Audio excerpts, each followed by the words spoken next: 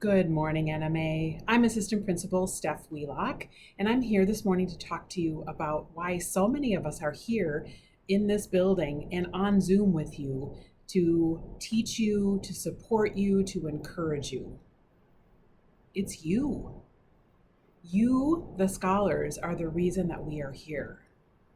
We believe in you. We see so much strength and ability to overcome in you. I think about all of those rhino traits that we talk about all the time: respect, help, inspire, never give up, and overcome. The reason we have the rhino traits as our belief system at NMA is because we believe those for you. We want you to have all those qualities and really embrace those every day.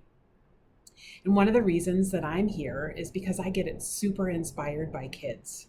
And so today I want to talk about three young women who really inspire me. And if you don't know about these women, maybe you want to do a little research and find out who they are. The first one I'm going to talk about this morning is a young woman who's 18 now. Her name is Greta Thunberg, and she is an activist for global climate change. She's making sure that adults know the real information about climate change. And she started at a very young age, and she has some learning challenges. And because of that, she's able to even more exquisitely express her ideas because she's had to overcome so many things in her life in order to get to a place where she can be on not just the stage in her country, but around the world. She is talking to leaders about why we need to pay attention to what we are doing to our earth. She's 18 now, and again, she's been doing it for years.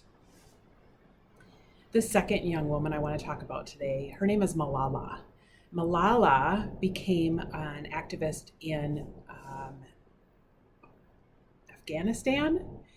Pakistan, I missed it, in Afghanistan when she was 15 years old, about making sure that girls got an education, because not all girls were able to go to school where she lived, and she was concerned about that. So she became an activist, and she actually got into had some hard times because of the things that she faced and what she stood up to do. And now, again, she has gone from her country or her community to her country to the world as a speaker for girls getting access to school around the world.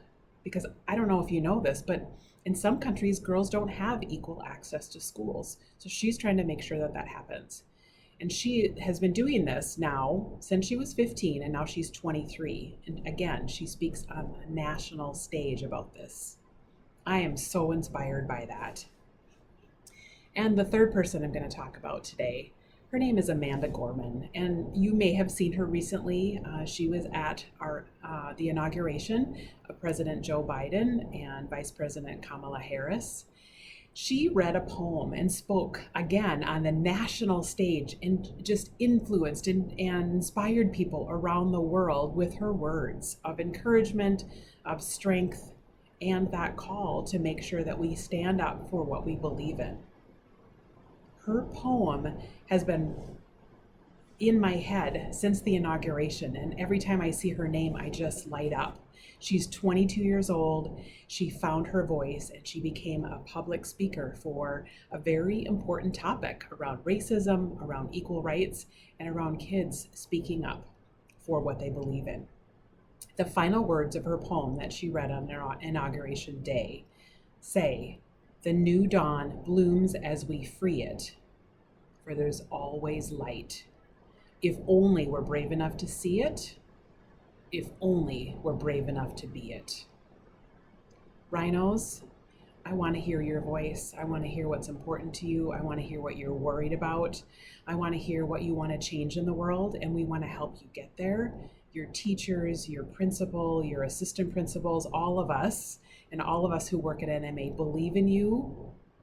We know that you are going to lead the next generation, and I'm calling on you to channel people like Amanda Gorman, Greta Thunberg, and Malala to make sure that you find your voice around what you feel is important. Have a great day, Rhinos.